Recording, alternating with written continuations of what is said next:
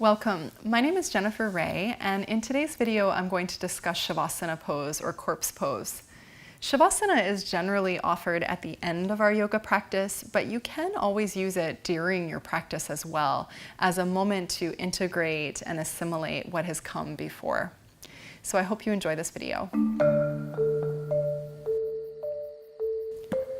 Shavasana pose or corpse pose is a wonderful posture to use at the end of your practice, but you can also use it during your practice as well to create a moment of pause or integration in order to really assimilate the movement that you've already done. It also helps us to connect to the earth element and release any residual tension that we may be holding in the body. So basically, Shavasana is conscious relaxation. And so because of this, we really want to support the body in a way that feels deeply easeful. So there are many different ways to set up Shavasana.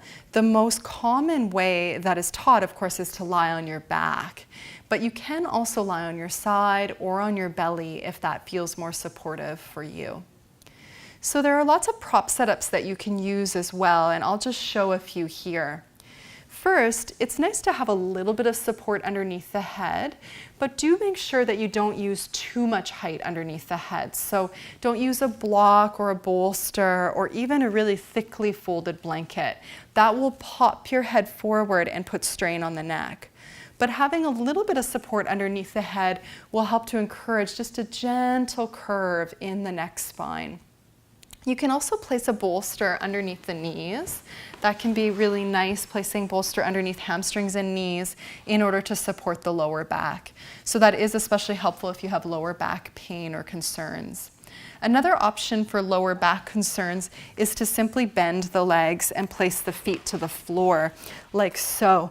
And then you bring the feet a little bit wider than the hips and you drop the knees in towards one another. And then from here, you would bring your arms out to your sides.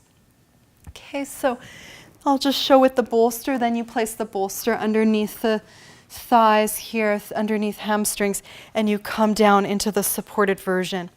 So as you land, you can bring your arms out to your sides. Be sure that there's lots of space in the armpit chest, and then begin to really let all of the bones of the body drop and settle.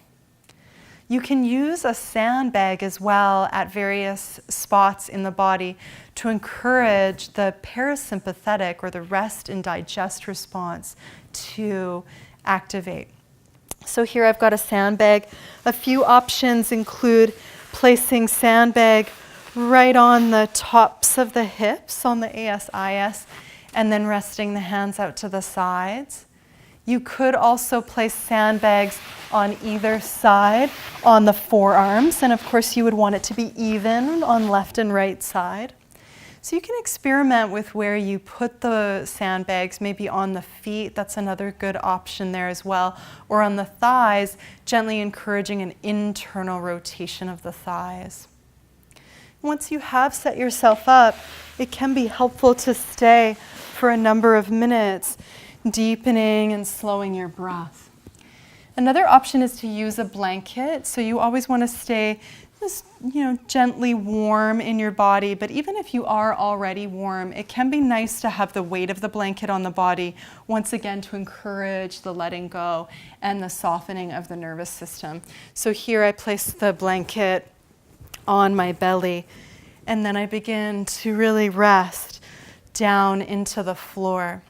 So depending on how long your practice has been will sort of determine how long you stay in your Shavasana. But anywhere between 3 to 10 minutes is a good start. And I would recommend setting an alarm, so using a timer so that you can fully relax and let go. And then once the timer has gone off, you can begin to slowly wake the body up by wiggling fingers and toes or stretching the body in whatever way would feel good.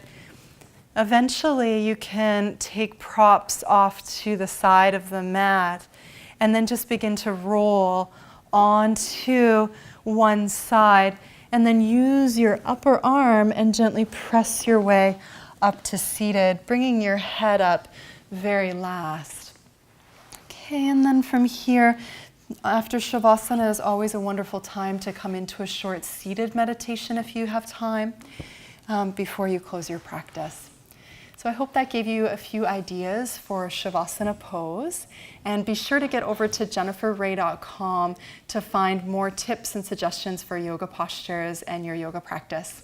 Thanks so much for watching, and have a wonderful day.